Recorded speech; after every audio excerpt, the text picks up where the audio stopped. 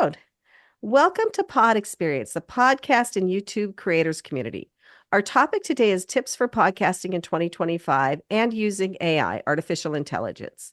I'm Elizabeth Gearhart, and I co-organize this event with Stacy Sherman, who will be on the panel that I'll be chairing.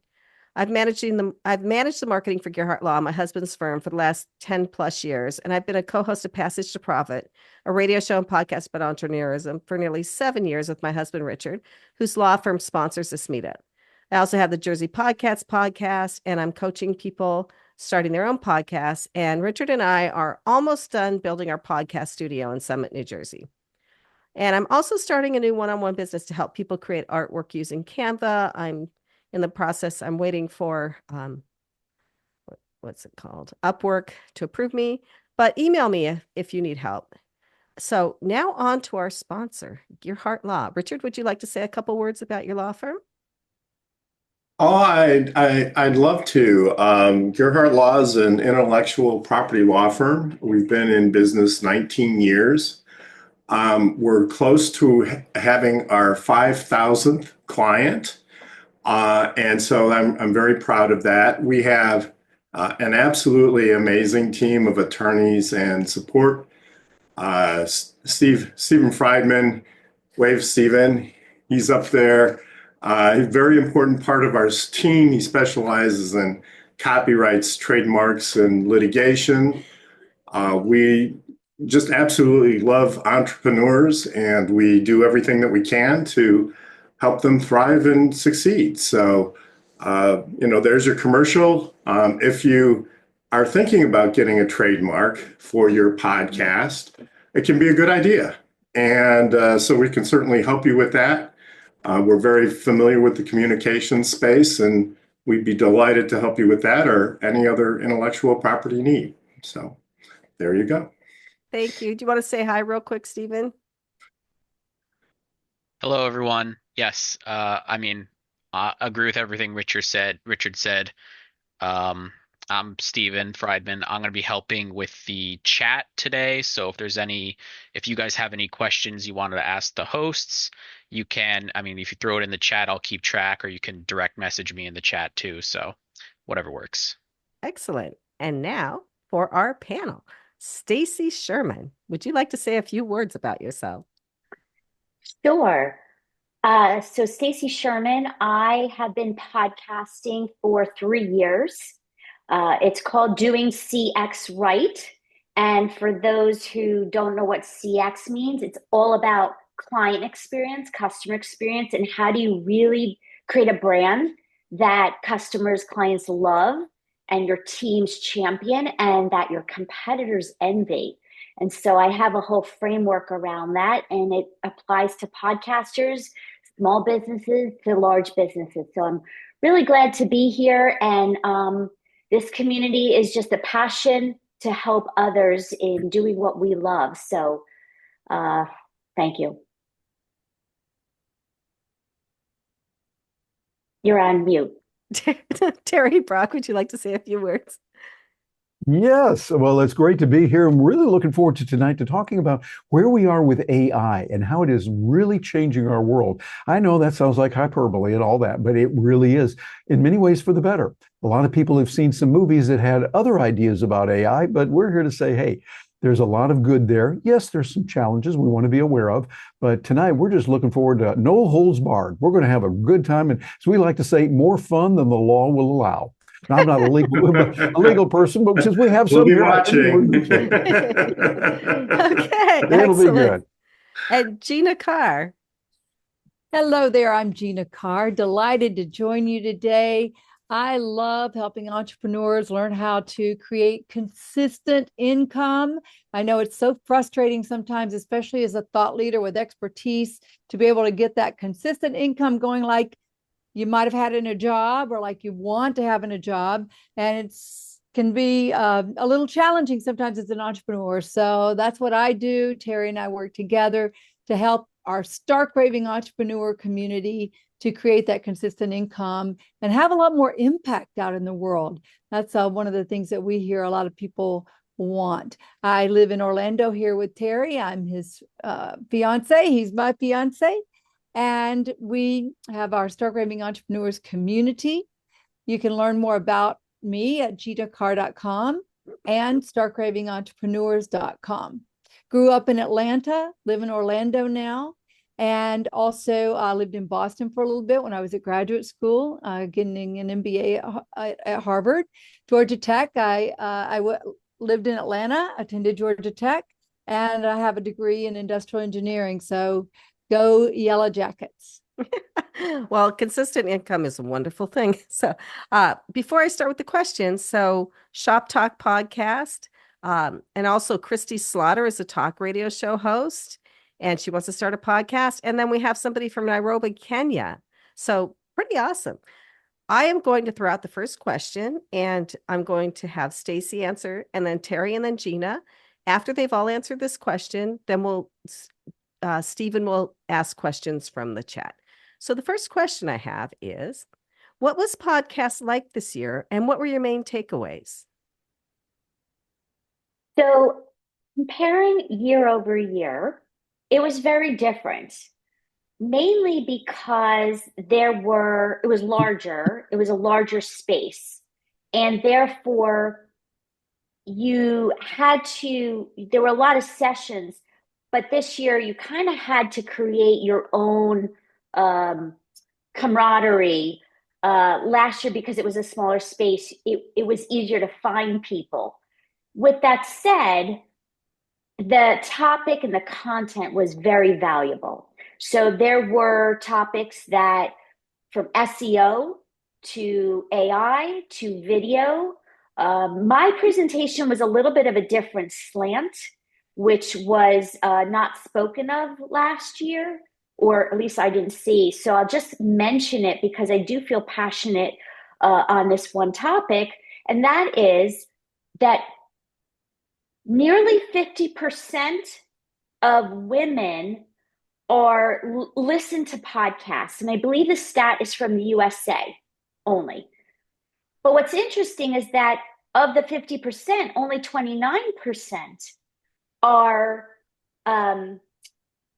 content creators, podcasters. So what's really interesting is, well, why the gap? So that's what I really digged into with the audience and did some research, brought my research. And so I'll share with you, for time's sake, the number one reason that women are not as making the ranks as many podcasters are in the top charts, although there is one or two women now. But the the one reason that people don't start a show, don't continue with it, is because of confidence. Confidence is the thing that gets in the way. And we often hear imposter syndrome synonymous with that. So I talked about a bunch of tips to help both women get over their confidence challenges and more male allies to support. So that's a different session, a different day. But I did get a lot of feedback about that. And so if anybody is struggling with this confidence issue in your business or in your podcast, starting or growing, I'm happy to share some of the tactics. And then I would say that there were some interesting platforms, which I'm not going to take away from Terry and Gina's tips and tools, but there were some really great ones that I heard about and I've been experimenting with. So I'll pause there. Excellent. Thank you. And just for people who aren't marketing experts, SEO is search engine optimization. That's how Google finds you. So Terry, what were your observations?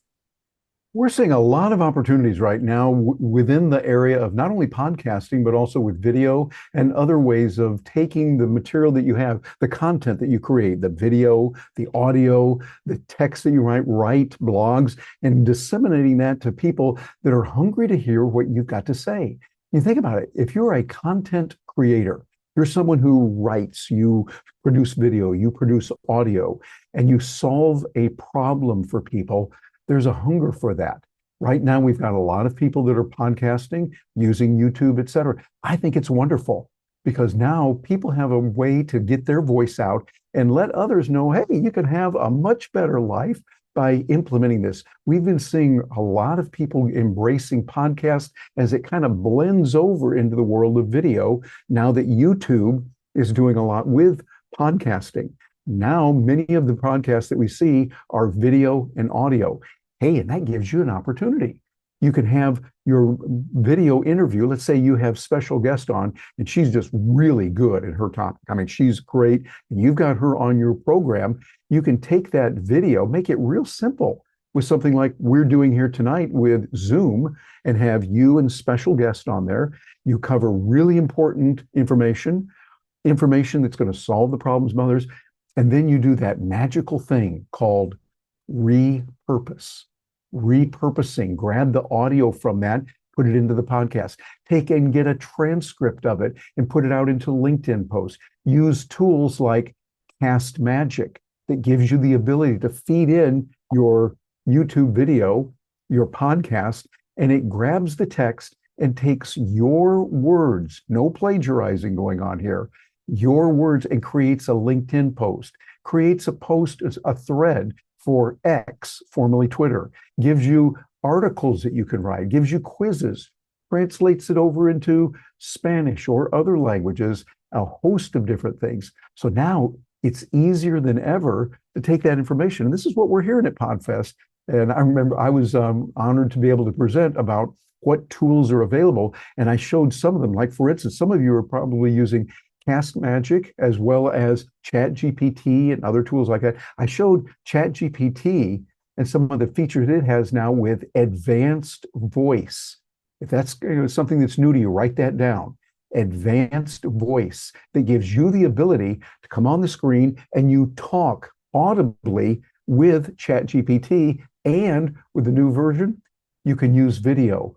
So what I did, so I was talking to it, I held up a book from my bookshelf back here, just held up the book, said, tell me about this book. It told me the title, it told me the author, and I said, now give me a 5-paragraph summary of this book. And it went through and doing that just from the video.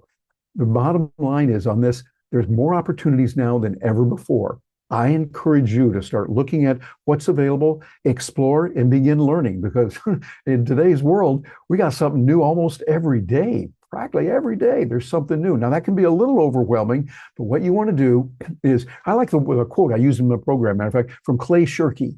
He said, the problem is not information overload. The problem is filter failure. Develop the filters that work for you based on your own criteria of what you want to do and what's really important for you to accomplish, and then be rigid with that and stick with it. So those are just a few of the things that we're seeing that are happening right now from Podfest that we saw just a couple of days ago here in Orlando. It's one of the largest podcasting events in the world, and we happened to get a chance to see that. So it was really good. I'd encourage you to look into that and think of ways that you can take the content that you know, how you solve problems, turn that into video, audio, text, whatever is appropriate for you, and then let AI tools repurpose it into other ways to get your message out into the world. Well, that's really great, Terry. And we're going to dive a little deeper into that later on in this session, because some of the questions will go a little deeper. This is just the first overview now. So, Gina, what did you take away? Oh my, so many things, just excited, people who are excited about the power of podcasting.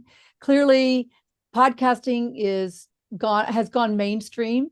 It was huge talk and had a huge impact in the 2024 election. And so this is what you would call the first podcast election in many ways, because people, now everybody is listening to podcasts and or watching their podcast on YouTube or listening to it on YouTube. And so just a big focus on the acceptance and the mainstream acceptance of podcasting, and especially as it relates to video. We've been going to Podfest for many years. We've been sponsors, we've been speakers and ambassadors, and over the years, I've been one of the ones out there saying, and Terry has it as well, add video to your podcast, add video to your podcast. And there was a lot of reluctance because the technology wasn't as easy and just seemed confusing. And now it's everybody. I was in a session where they asked the audience, so how many of you do have a video component of your podcast? And I think it was about 3/4 of the room that raised their hand that they had a video component. So that was a big, big takeaway, and something that if you don't already have a video component of your podcast, and I'd love to hear from you guys, put in the chat the video, the word video, if you have a video component of your podcast, I'd like to see. So many other things. The panel that I led was called Monetizing the Mic, how AI is changing the podcast game. Terry and Stacy were two of my panelists. They shared a lot of brilliance as part of the panel, and there were a lot of ideas about monetizing, including the important fact that when you're monetizing your podcast, don't be so focused on getting ads for the podcast. A lot better way to monetize, or a quicker way to monetize, and more significantly, is generally to be selling courses, coaching, other services. Just like right here, you are marketing your husband's law firm, which is super smart. That is a great way to have a sponsor and to have the income and the revenue in a different way than just straight ads. That's excellent, Gina. I do want to add here, I am starting a one-on-one Canva design business for people, and that came out of podcasting. So if you do something really well, I love Canva. I've been using it for years. I study Canva. You can do a side job, a gig economy job with that and make money that way if you're not making money for your podcast yet. Anyway, are there questions? Oh, I see a lot of video in the chat. We're going to dive deeper into video a little bit later. Our next question is about trends. Stephen, I don't really see any questions here. I've been keeping track of some questions in the chat from even before we started recording. I have a bunch of people that are kind of new podcasters, and so I have a few on that topic. The first one, just going chronologically, Sharon Worsley asked if everyone could talk a little bit about mistakes they've made in the podcasting game, and I guess ways to avoid them, and what you learned out of that.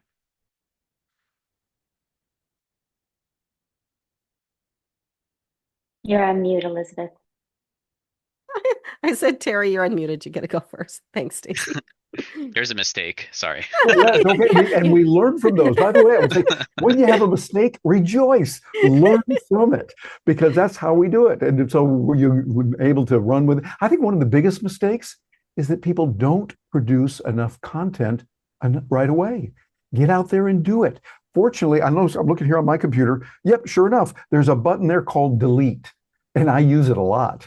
And so it's nice when you make a mistake, don't worry about it. You can delete that. The more practice you get, the better you're going to be. And so don't hold yourself back trying for perfection. Perfection is not the way we're going to go. And besides, I don't think we ever reach that. We always want to get better. So I would say, watch out for that. And also, don't try to go with all the fancy schmancy things of the B-roll and all that with video, or making everything just perfect on the podcast. Best to get your message out there. By the way, there's a lot of tools out there right now that can help you in a big way with a podcast, with your video, so that you're not having to do the heavy lifting. We let the machines do that. Let AI do it. And matter of fact, one that many of you probably are using already, Auphonic. Auphonic has saved me a lot. They give you 2 hours of clean up your video time. So you can run with that. I've done that many times. Sometimes you record something and maybe the guest's voice didn't come through as well as you wanted. It was a little bit too soft, or maybe a little too loud. You can run that through Auphonic, and it will go in there and level it out. That's the technical term. I'm not an audio engineer.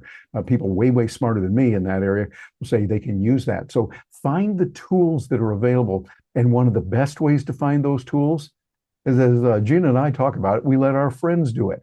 And what do we mean by our friends? Chat GPT and Perplexity and some others. And we just say, what's a good tool for cleaning up audio that does this? Or what's a good way to handle that? I'm finding that there is just about anything and we can think of, Chat GPT and or Perplexity, and there's some other tools out there as well, like Grok, and you see many others that are available. Claude, I was using just earlier today, that give you the ability to get those answers. So whatever mistakes you make, remember them and let your friends, I'll put that in air quotes, friends, the AI tools, help you to correct that. Excellent. I see some people are asking us to spell the names of these. We'll have a recap email from this so we can put a list in there. So Gina, what would you say? Well, I would say one of the biggest mistakes is that people don't focus on a specific target audience and a specific topic. People will start perhaps with a clear topic and audience. I can constantly talk about who do you serve and what problem do you solve.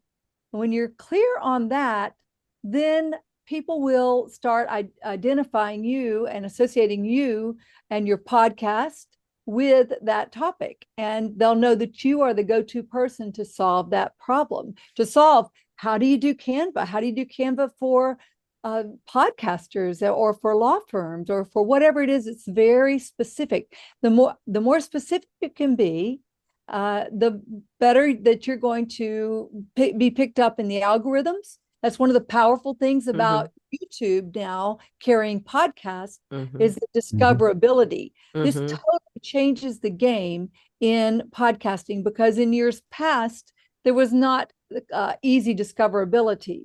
It was hard to find exactly what you were looking for.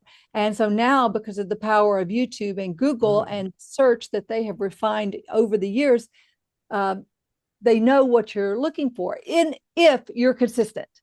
So we're finding that the more consistent that we are about helping people with repurposing and converting their content to cash with repurposing and converting this expertise to income, the more that YouTube is sending traffic our way and our podcast is being found. And so this is really key. And what happens is people, they get bored with their own material. They think, oh, well, if I switch a little bit, maybe I'll get a few more. Or if I'm broader, I'll get more. But no, you really need to be found by the people that need you.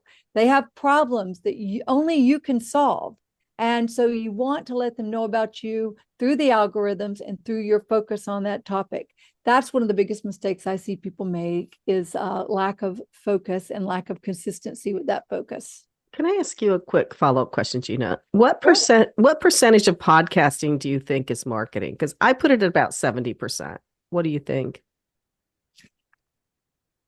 That's probably a good percentage, because the more that you are amplifying your podcast yourself or with affiliates and with friends, the better you're going to do. There's such a crowded marketplace now.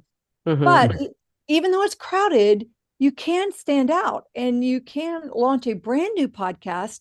If it's clear enough, the problem you solve and the people you serve, that can really break through the noise with the right marketing. Yes. So Stacy, did you ever make any mistakes, Stacy? You seem so perfect. She's pretty close. That sounds so lovely. All right. So I got two things to say.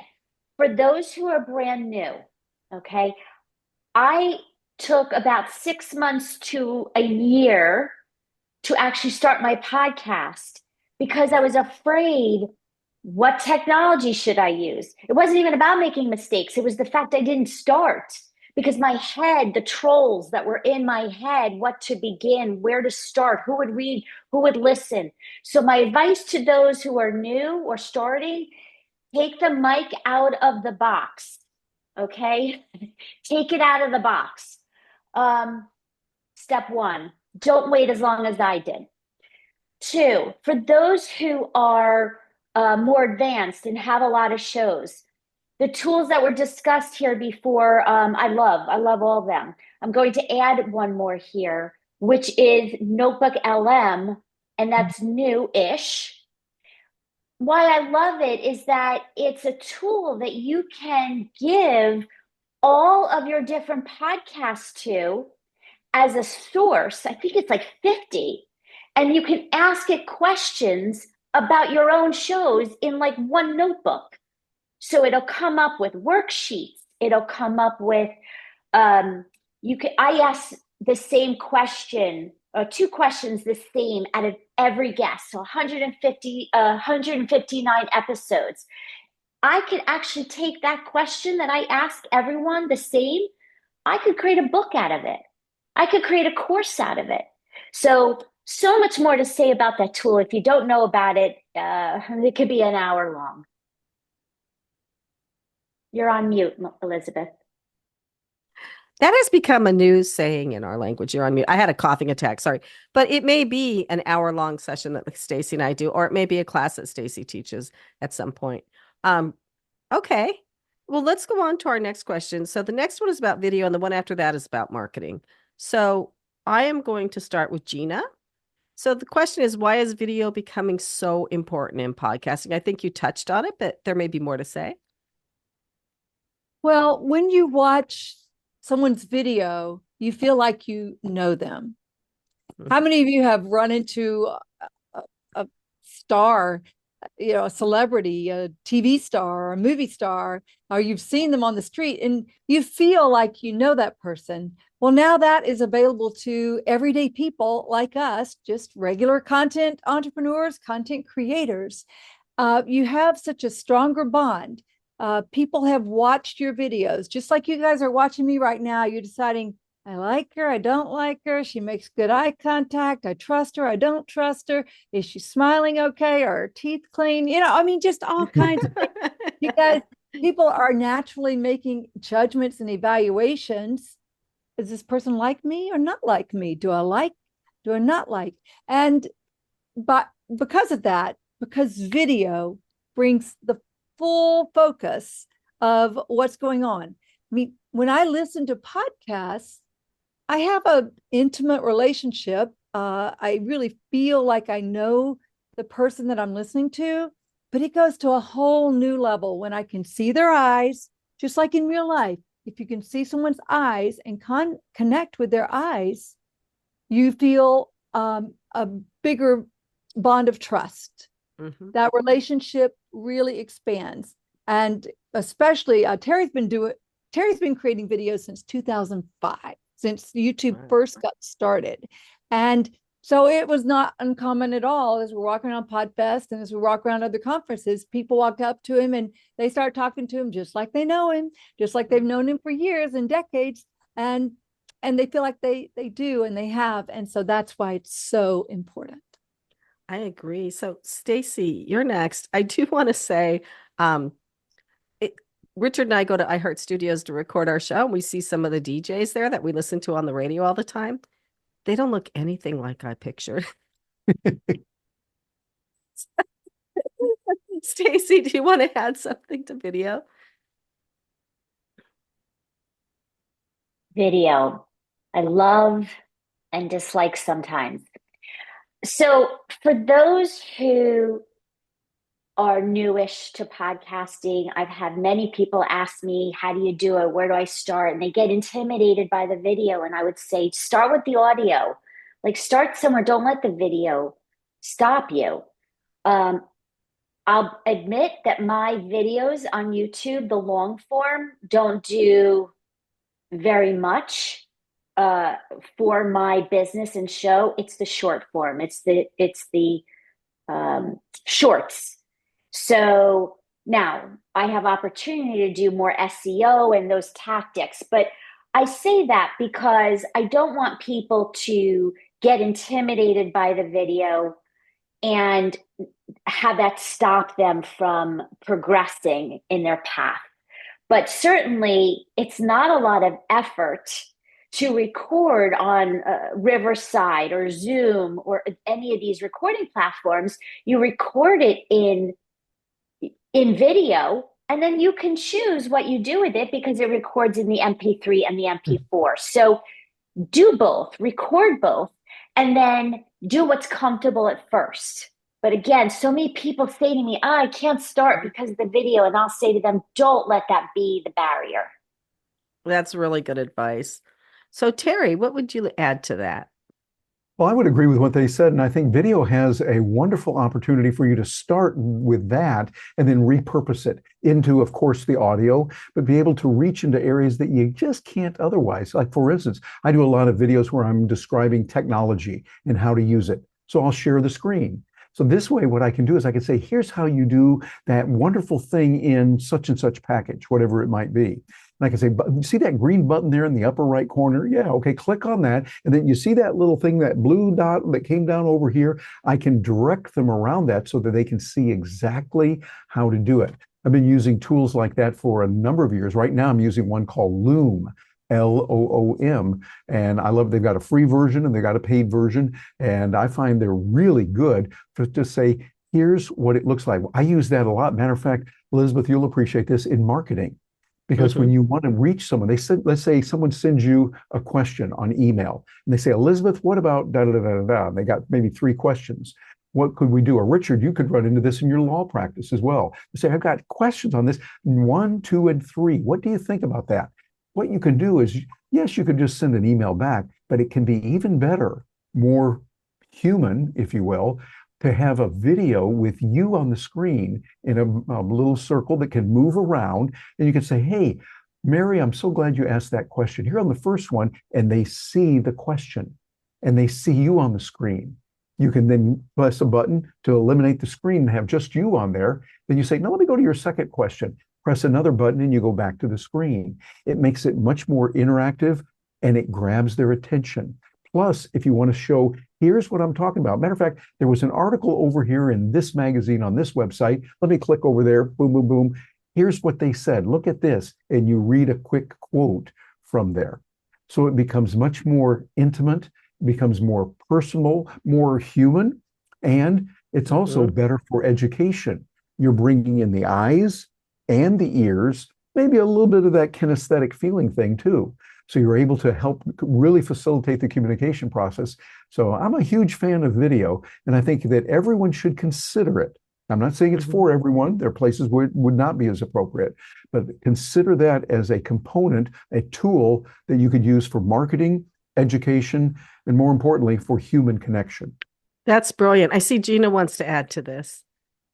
Yeah, I just wanted to jump back in that one of the big trends that we've seen for video that will make it a lot easier and more accessible for creators is what we call the easy button.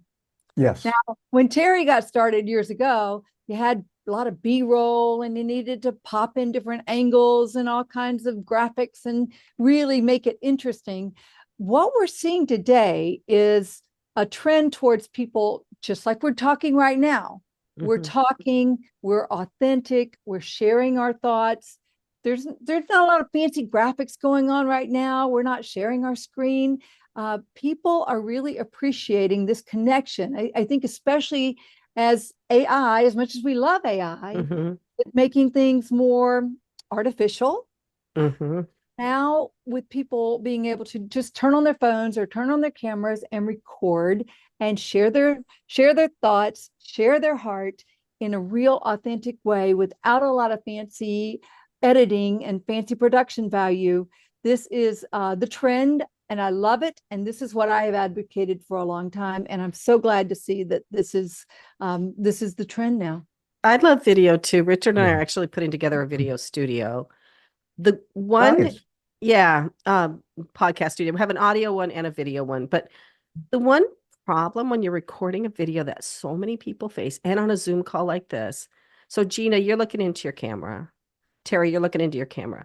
But a lot of times people are looking down because they're looking at the person down in the corner over there instead of looking at their camera. So what do people do about that?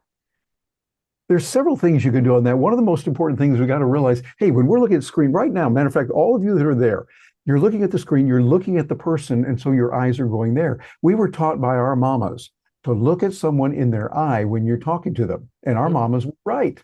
But most of our mamas didn't know about Zoom when they were telling us that. What you want to do is you want to look directly into the camera. Like, for instance, right now, those of you watching this, I'm talking to you right now, and I want you to know that I really care about you a lot. And I want you to notice right now how you feel versus when I look over here and tell you I care about you a lot. I'm looking now directly into the camera. So how am I able to do that and still see this? I use a little thingy there. I think that's the technical term for it. Actually, it's one of those little gooseneck things. It clamps to my desk. I twist it around and then put my camera on top of that so I can position the camera right where I can see enough of the screen to see what's going on with the people and look directly into that camera so we have that human to human connection.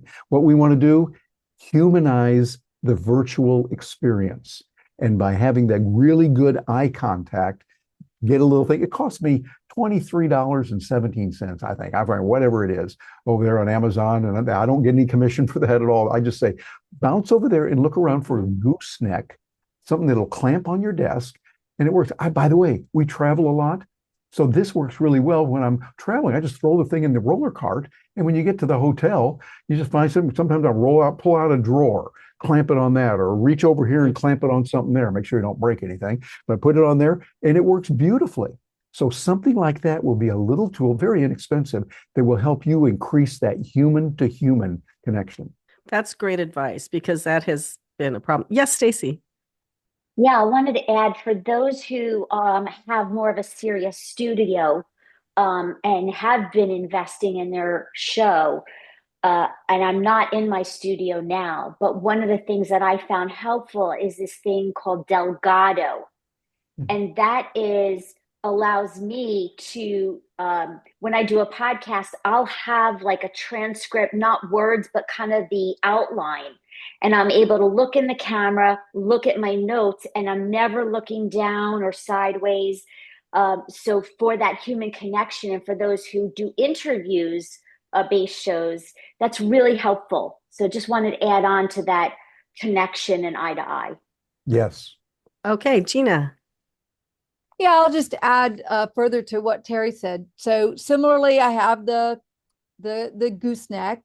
I have a Brio camera on top. The Brios are fantastic. I think the top of the line for the Brio right now, Logitech Brio on Amazon, is $130, $150 or so. It really works well. It has an automatic light, makes you look younger, brighter. Everything is good. Yay. And then I have a big monitor behind. So I can move around, show my screen, look at my notes, look at people, but I can't look at them exactly. I have to use that peripheral vision to see that, oh, Terry and Stacy, they're nodding along a little bit, but I'm not looking at them. When I'm speaking, I'm looking at the camera so that I have that eye connection. And it's also very important to have light on your face. A lot of people have lights behind them. No, that doesn't help. I've got to see the eyes. So get that light on your face, even if it's just some kind of light. I use Viltrox. Viltrox is also on Amazon, also very affordable and effective. I have one on each side of my big 35-inch monitor. And so that's how I work it. Yeah, I'm using one of those now. Yeah.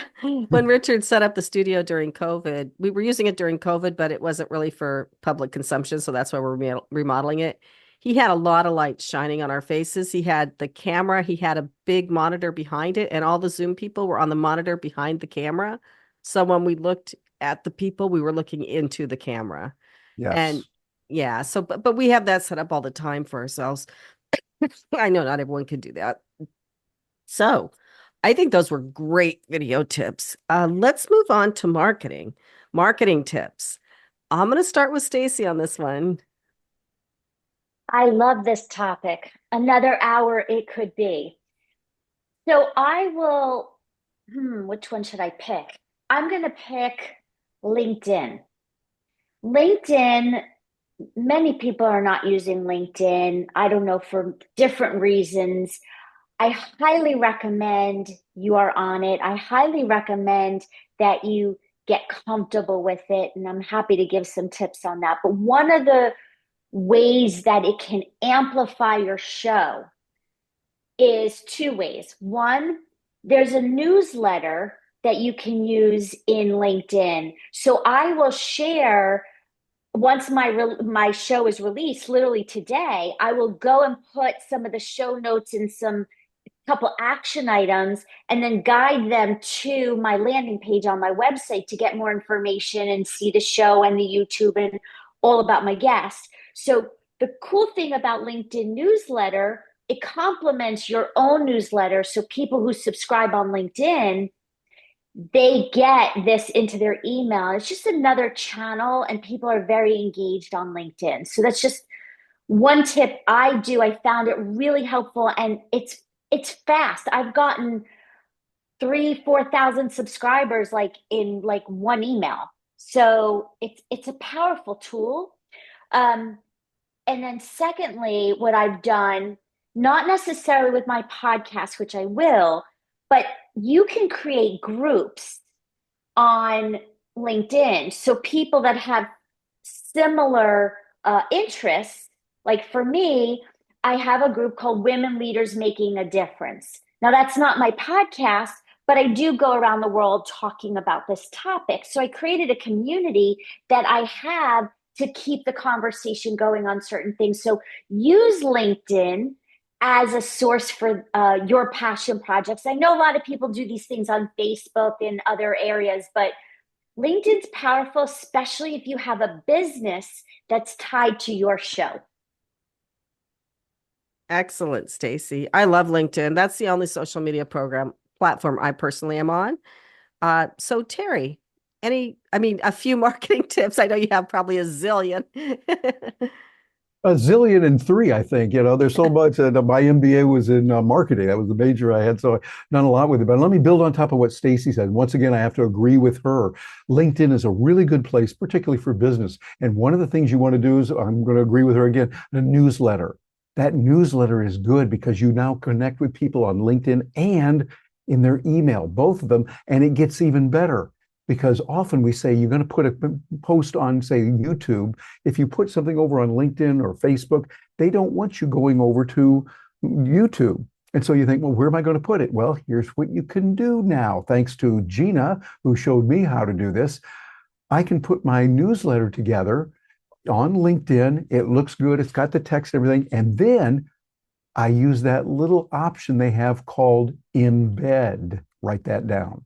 Embed on LinkedIn. And what I do is I can put the link in my YouTube channel right there on LinkedIn. I get PR juice both from YouTube and from LinkedIn, both of them pushing me. This is really nice, that video, and our views have gone up dramatically because we're doing that. So I would say that's going to be important in doing that. But I got to throw in something really important, even more so. Don't just put out a post that you think is going to be popular. Some of you think, hey, I think this is what they'll like and all that. Not that I would ever do something like that without doing research. I would never, ever do anything like that. Right. So what you want to do is you want to do your research. Here's what you can do.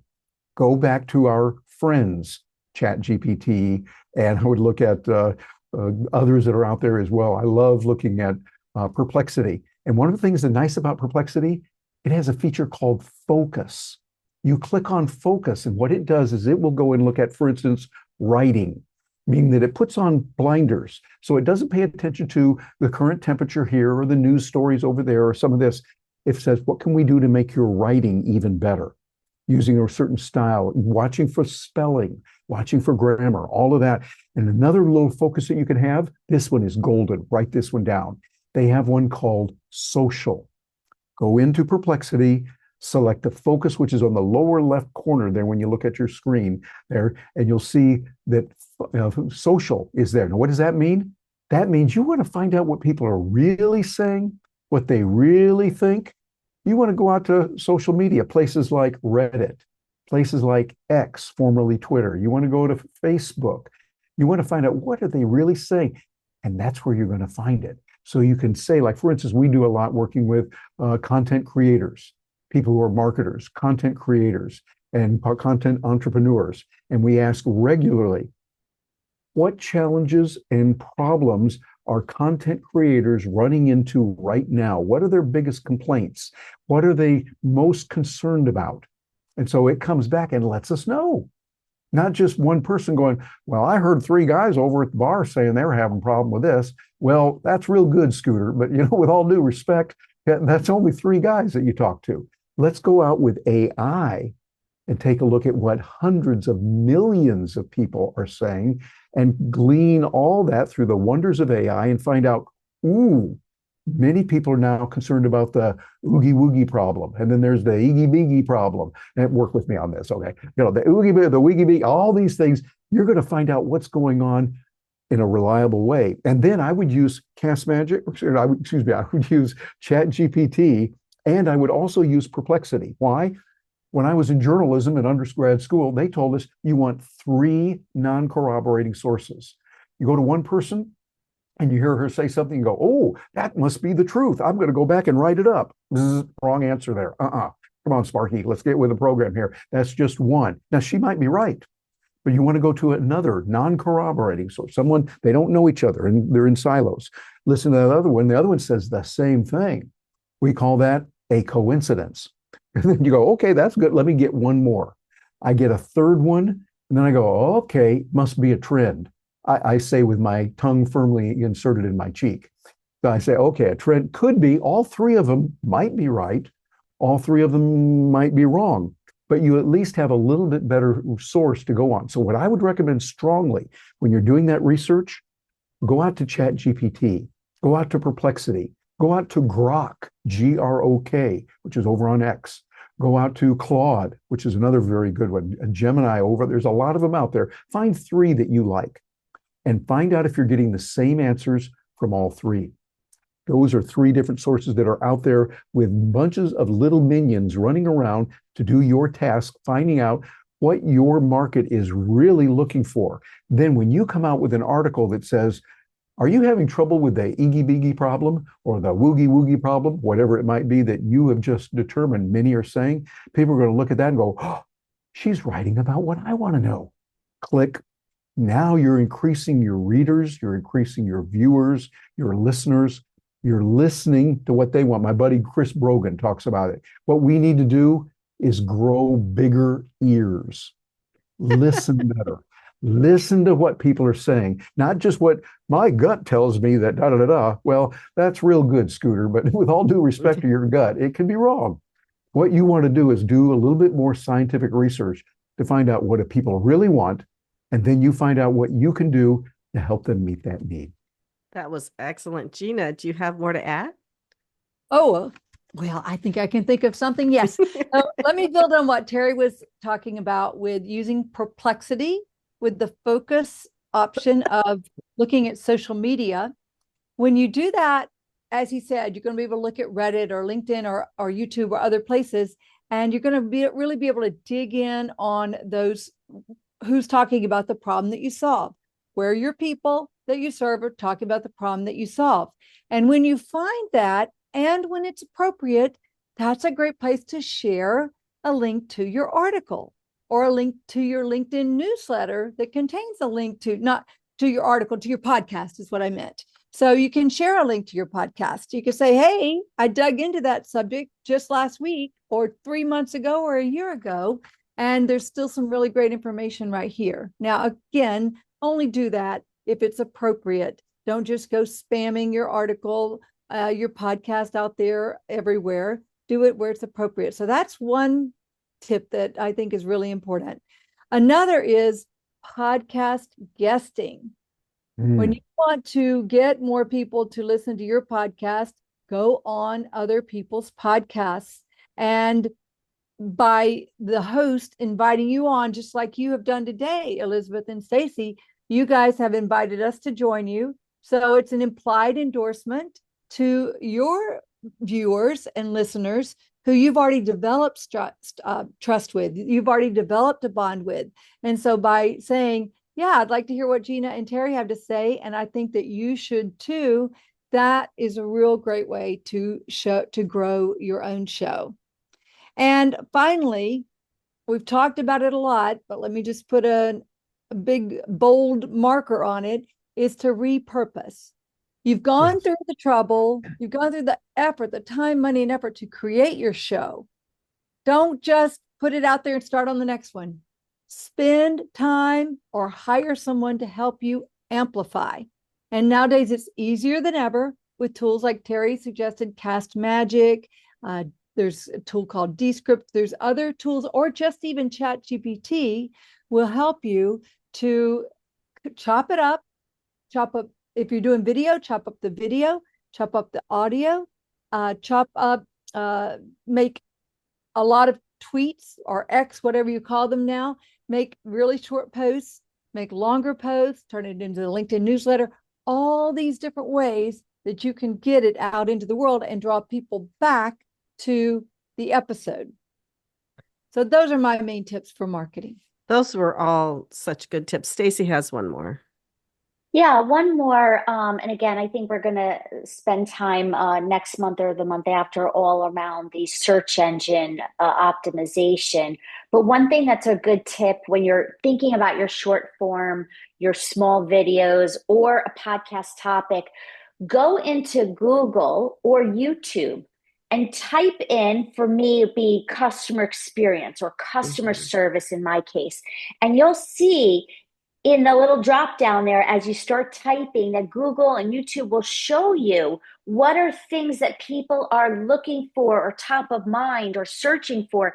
Use that or play around with those topics, because it's going to generate ideas for you on what you can make videos about or podcasts or content about. So just a little tip on what's top of people's minds. That's an easy way to do it. So I want to go to the chat, but quickly, I want to ask you guys, everything costs money, right? So, I mean, if you want to treat this like a business, a real project, and hire people to help you do it, that to me is the best way to do it, because they've been doing it a long time. They know a lot more, like you guys. If you have to do it all yourself, you better have a lot of time, right? And you still have to have some money because you have to pay for this software, right? What do you think? So, Terry, what do you think a good starting budget is?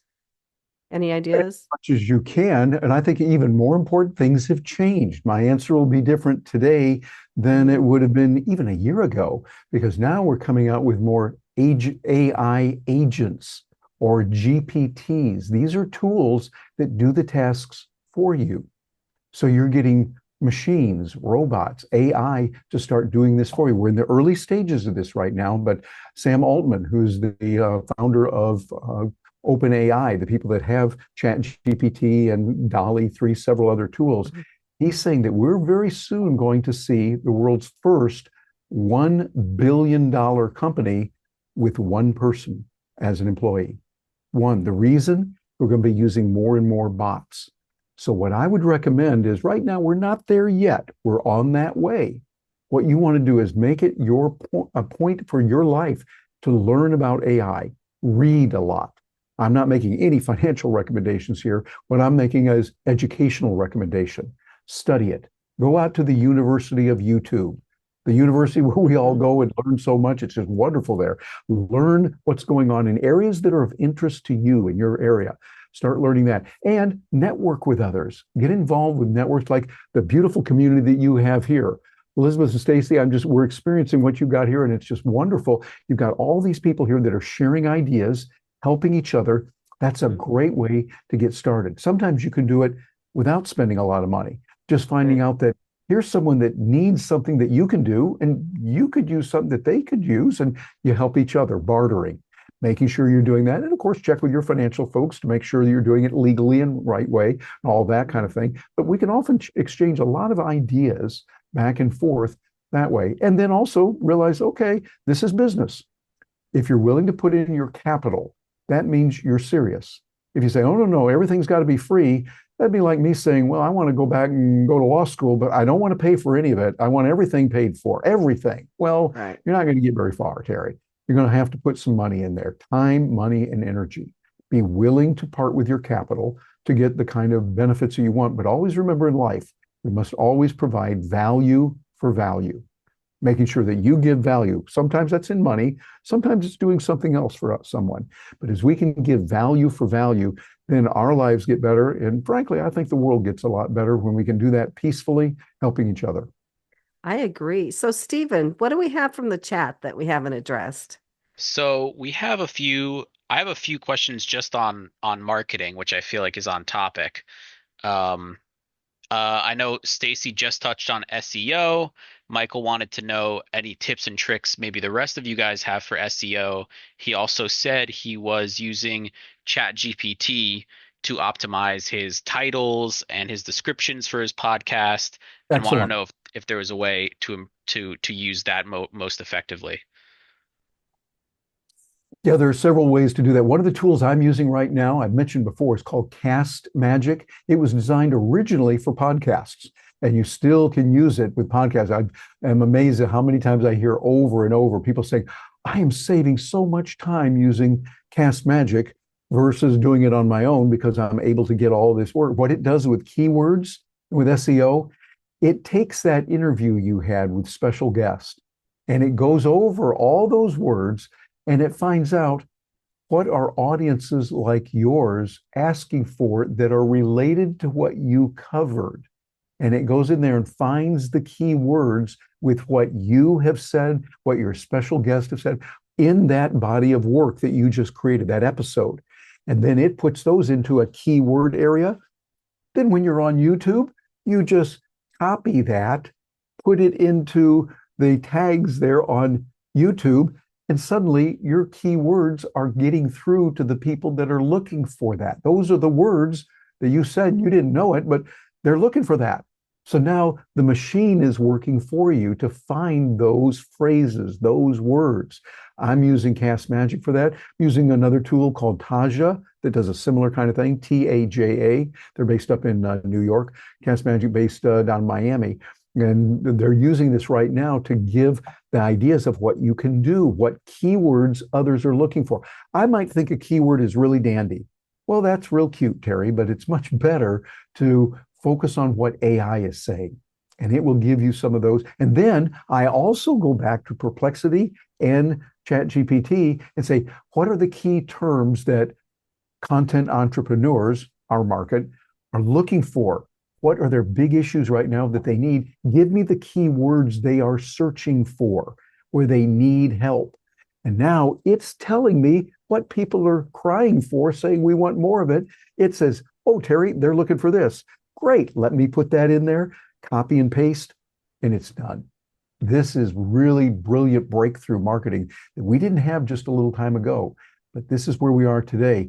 Just one thing I request, don't tell any of my competitors that, okay? That's a really good thing. Yeah, I use Cast Magic IO. My this brilliant woman Danielle Woolley, who I do the cat podcast with, bought it for like $100 when it first started. Mm-hmm. And Yep. she has a lifetime subscription to Cast Magic for $100, and we use It's it all the great. time. Yeah, it is really great. Oh, wait, So are you using it for iOS recording? no, I have to dig into that. Oh, that gives you the ability to Yeah. get your ideas captured, and then it creates like ebooks for you. You give a speech Ooh. or something, Elizabeth, it will then capture all those ideas, create LinkedIn posts for you, create the X threads. It can create a book for you, an ebook. It can do all of that stuff with iOS recording on Castmagic. That's just one of the many things that it does. I'm going to talk to Danielle about that. She's super good with tech. So that's another thing. Do you have to be super good with tech to be able to use all these tools? Because I love using new tech tools. Not everybody does, and I'm not a genius, but I can do it. Any thoughts, Gina?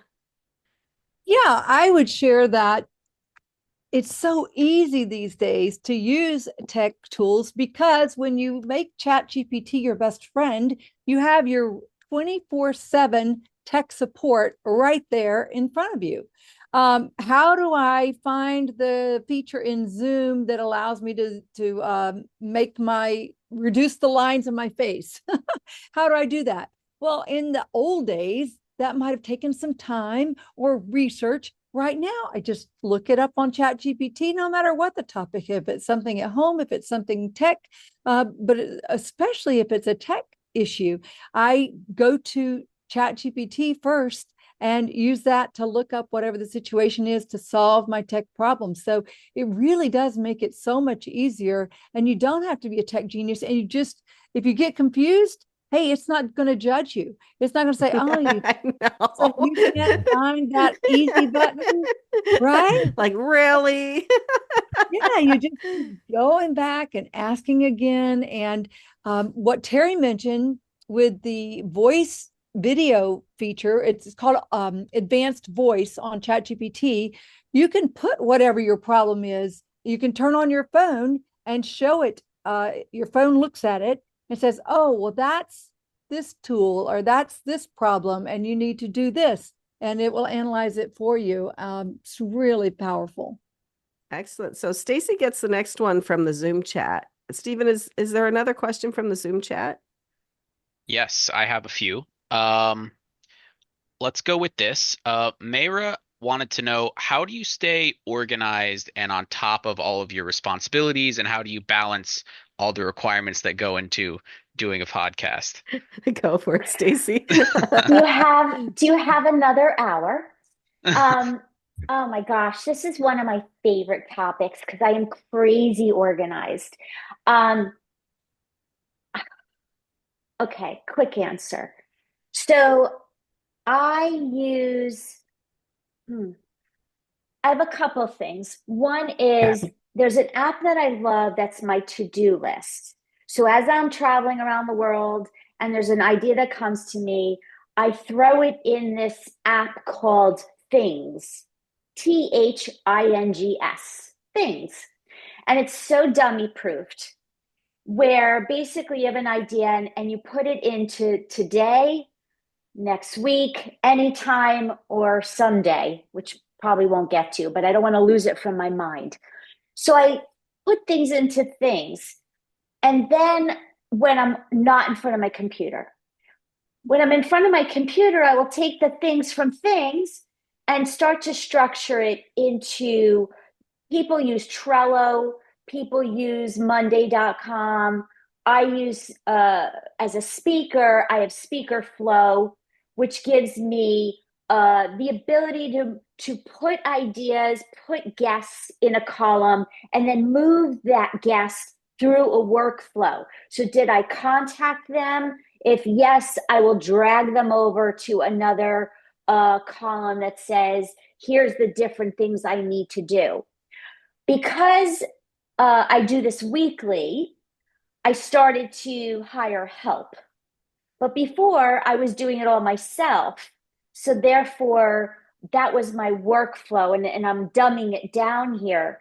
But I would say that it's really, really detailed. And so the more that you can document, and when you do it yourself, take that Loom video that Terry was talking about, video yourself doing it, because at some point there's pieces that you might want to outsource to someone. So you have a video library of how you do things. You could decide to keep things yourself and give others the ability to take pieces of it, and they can share this working board. Like I said, there's Trello and Monday.com and other project management tools that are so simple. You can assign people certain tasks, if not yourself. So I'm big into apps because I have so many pieces of paper all over the place that my notes and sticky notes will have notes on them. So I really try to stay organized. And I'm not kidding. Like right now, I'm not organized. So my sticky notes have notes on them. But ultimately, don't do that. Did that answer your question? That was a good answer. Sticky notes on sticky notes, I know. So, Stephen, is there another question from the chat we should address? I'm sure. Let's go with Miracle asked about virality and how to, I guess, how to prioritize. Are you trying to go viral with clips? Should we be marketing more locally, or how to focus, I guess, in that general sphere? Who wants to tackle that one? I think it depends on how you want to attack the market, how you want to serve that marketplace to help them find out what they're looking for. If it's local, then it's going to be a little bit different, slightly different than if it were, say, international. And what you would want to find out is always follow the pain. Find out where people are hurting, what you can do to help them. What can you do to serve the needs they have? And that's where it comes in, using Chat GPT. and using Perplexity to find out. For instance, let's say I lived in Camden, New Jersey. What I might do is say, what issues are people dealing with in Camden related to, and put in your information and find out what's there. Look into in depth what's going on. And then if it's more people that are scattered around the larger geographical area, maybe the entire United States or the entire world, find out what they're looking for. Where are they having pain? And again, that's where Perplexity comes in, with the focus on social, where you're going to find out what people are talking about. Where they say they're hurting? Where are they having problems? What are they complaining about? What are they saying they like? Oh, we like this one over here. They're real good. Then you find out what they're doing. So I think you want to look at those types of things to make it something that's going to be meaningful. And then the virality, the ability of it to get more popular and to go viral will be natural. Don't make that the goal. Make the goal of, how do I serve these people more? How can I give them answers to their problems? Then it's more likely for others to say, hey, here's a great video. Did you see what she did on this one? This was really good. Let me share this with you, because then they're going to feel like a hero that they turned their friends on to the solution that you provided. That's a really great answer. I've heard this so many times in business. Have your business serve others. Yes. And solve their problems. So, Stephen, is there anything else in the chat that we need to talk about? I mean, I can keep going. I have a few written down. I have one from Omar, who says he's planning to launch a podcast, but he's struggling with differentiating himself with all the other podcasts in the market, because there are a lot, and he wants some tips about differentiation. Gina, do you want to tackle this one? Sure. Omar, would you put in the chat who you serve and the problem you solve? Who are you thinking? Get real clear on your avatar. What is the age? What is the gender? Where do they live? What are they doing? What are they struggling with? What is keeping them up at night? If you can answer that and answer those questions, then that's going to really help you. You also can go to, as Terry and I call it, our friends, Chat GPT and Perplexity, and ask it to help you with that analysis. I'm thinking that this is my avatar. What do you think? Look at it as a trusted resource, as a trusted marketing expert guide, and ask it to give you a list of competitors to what you're thinking about, and say, how can I differentiate myself based on my passions, my expertise, my goals, my monetization goals, whatever that is, and where those merge together. So the more you can narrow in on that, so that when someone hears that here's the problem, they either have the problem or they hear someone say that they have the problem that you solve, they're going to perk right up and say, oh, you have to go to Terry Brock. He's really great at helping people repurpose their videos, repurpose their audios. He knows the tools. He knows how to help people do that. So that's the kind of thing that you want. Same thing with Stacy. She's customer experience. What are the keys to customer experience? Well, you're going to know, because she has focused on that and really created her persona around that's where you're going to go for that. So let's see. I don't see that Omar has posted in the chat, but Omar, if you'd like to, I'll try to help you out a little bit further. But I bet there's something you can narrow in on there that will work for you. And I like the Venn diagram of what is your passion, what is your expertise, and what can you monetize. So that intersection of those three categories is generally going to be a good way for you to nail down what you should be focused on. I see our sponsor raised his hand. He's had a successful law firm for 19 years. Did you want to say a bit on this, Richard? Unmute yourself. Oh, I guess I have to ask you to unmute. Let me see if I can find you here.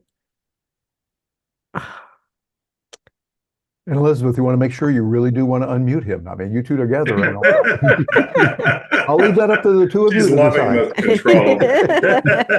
Gina sometimes saying, I don't know if I want right now. We just celebrated our She's going to be moving the mouse around the house for the rest of the evening, clicking, trying to get. Anyway, Yeah. Congratulations to you on the anniversary. Yeah, we went to Costa Oh, thank Rica. It you. was Yeah. fun. Yeah. Yeah, it was that was great. So, just on another point that I want to make that's a little bit related to this is that maybe you shouldn't be so worried about all the noise. I think you want to focus on finding your audience and your voice.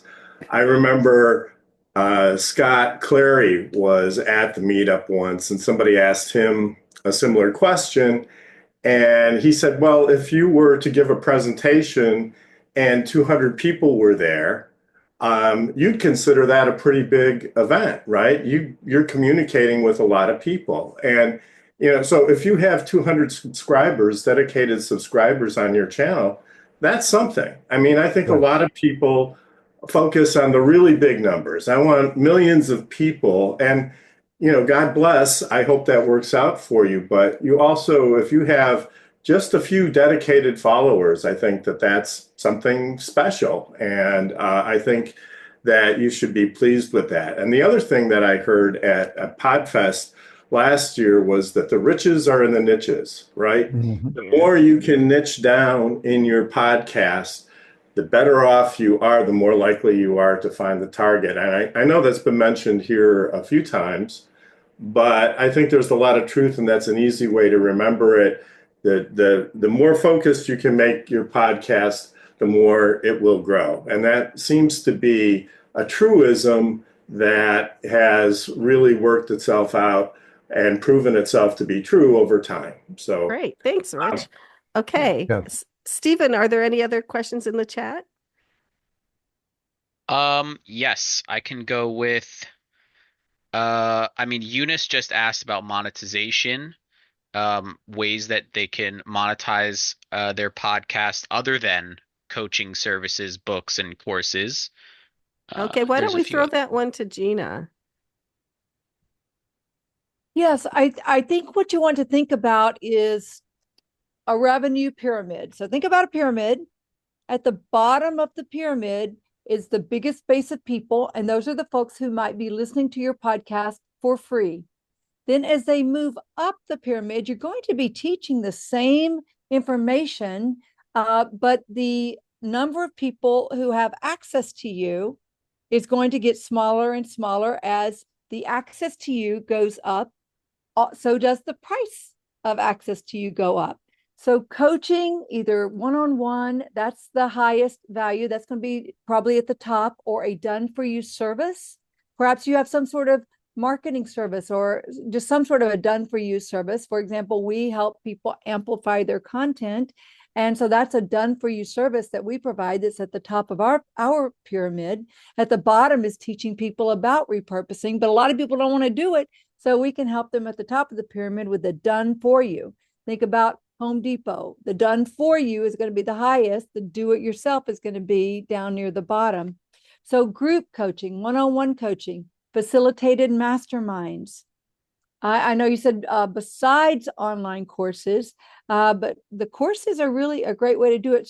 Sponsorships, getting a sponsor like Elizabeth and Richard working together, getting a sponsor to come in and help you. Think about who focuses on the target market that you serve. And you don't have to have a big audience. If you can get in front of the right people and you get your sponsor in front of the right people because you've developed that level of trust already, that's going to help them sell the product or service that they have. So think about those aspects. Yeah, that's really good. There are a lot of places. Oh, there's affiliate marketing too, right? Mhm. Uh, Affiliate marketing Excellent and way. software sales. I forgot to mention software sales. Yes. yeah. Yeah, so talk to Gina and Terry about that if you want to know more. Stephen, anything else in the chat we should address now?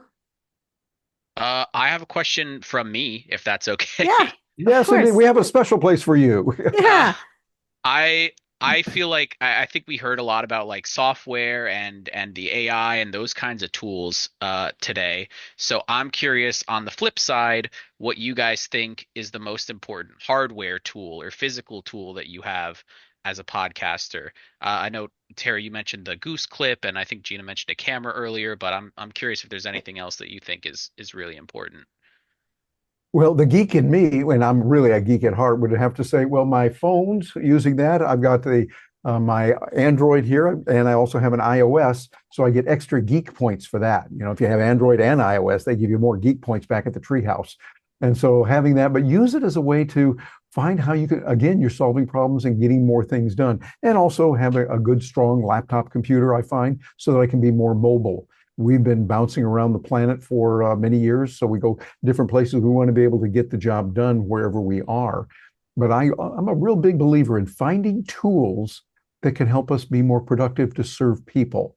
And when you think about it, that's been the course of human adventure for centuries, for hundreds, even thousands of years. We find certain tools that help us to get more done, to leverage. And so now AI is turbocharging that in a huge way, letting us do quantum leap forward of what we can do and what we have done before. I would say, again, make it a point to learn about AI every week. Every week, make that an integral part of your learning and where you're growing. Those kinds of tools can be very helpful. And then hang around other communities where they have people that are saying, hey, I just tried this new gizmo and it's really helping me a lot. Oh, really? Tell me about that. Well, it does this, this, and this. So you can try it out. We often say in our Stark Raving Entrepreneurs, excuse me, an old Japanese phrase, none of us is as smart as all of us. Right. So you want to be there with others around. We often say people come for the content to learn about the content we have, but they stay for the community. So find a good community you can be in where you exchange ideas, you learn from each other, you help each other. We all grow a lot more and we do better that way. I can tell Stacy needs to say something. I was just thinking that, Terry, you were very nice to everyone to say learn AI every week, because I would have said every day. Yes, I would agree with you. Every day for sure, and at least every week. But for me, it's every day. And really, again, I go back to the University of YouTube, where there's always good things on there and be discerning. Oh, and by the way, always have it available to watch YouTube on the faster playback. So you can get this much information in this much time. It really helps you to learn. And I'm no psychologist, but psychologists tell us that we cognitively learn more when it's going a little bit faster and your brain says, ooh, I got to lean into this and listen a little bit more.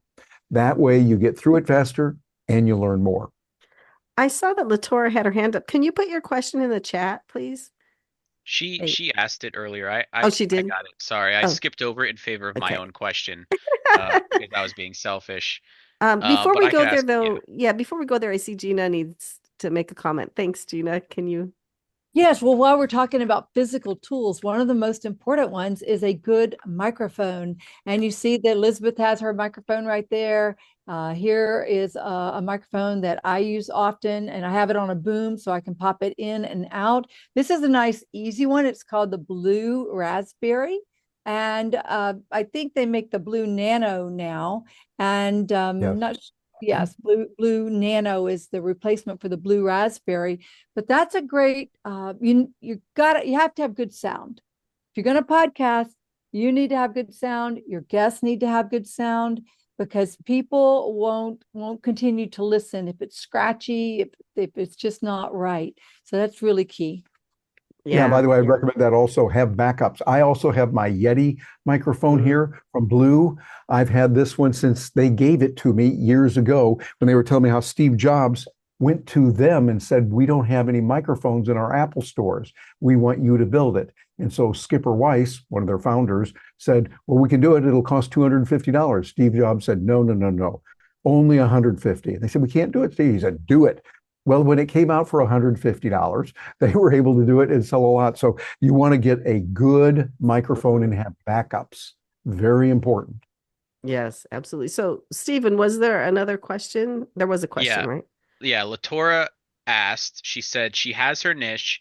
She has a great camera, lights, mic. She has time to start. What is her next big step to focus on when she's starting her podcast? And what's the best platform to launch the podcast on? I would say the next thing to do is as soon as possible, start putting something out there, solving problems. Now, it's going to be a little bit tough as you get started. Find people you can work with, find groups and content. Podfest has an online presence as well as the in-person one that we just did. There are many others out there, and start producing it. And don't worry about it, because you're going to start at one level and then you'll look back later and go, oh, I didn't do so well. That's okay. Done is better than perfect. So get out there, have those kind of things going on, and again, solving the problem, and study a lot. Study what problems are going on in your target market.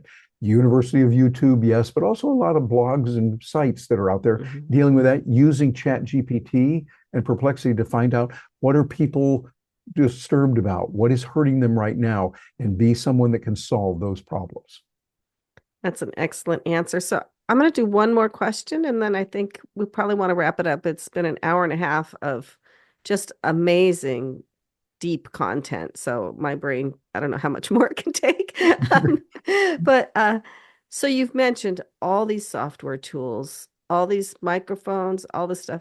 How do you choose a software tool if there are two of them that do the same thing? I know, Terry, you use three of them, but like somebody starting out is not going to probably be able to handle three of them. How do you Yeah. choose which one? Find out from people that you trust, that you hear, you resonate with them, that what are they using?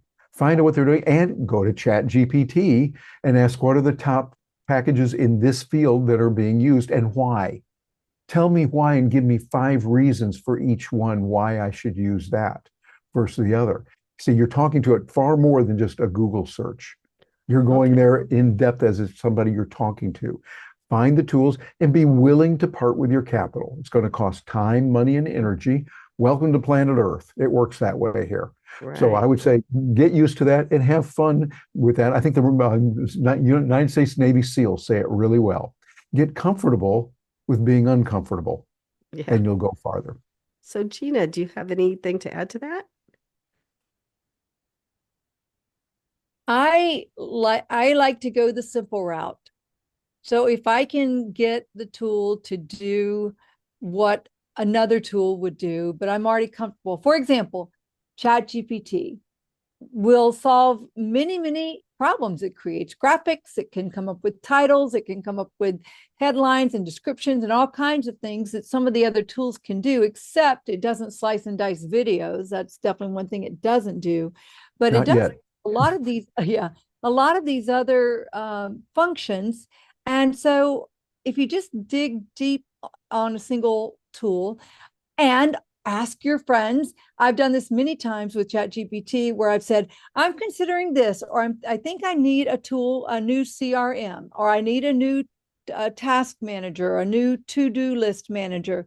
What is a recommendation? And it has saved me a lot of money because it realizes that I'm a small business owner, I'm not an enterprise user, and that the solutions that I needed, really I could make do with a software that I hadn't even heard of before, because I asked the Chat GPT, I asked the tools what to do.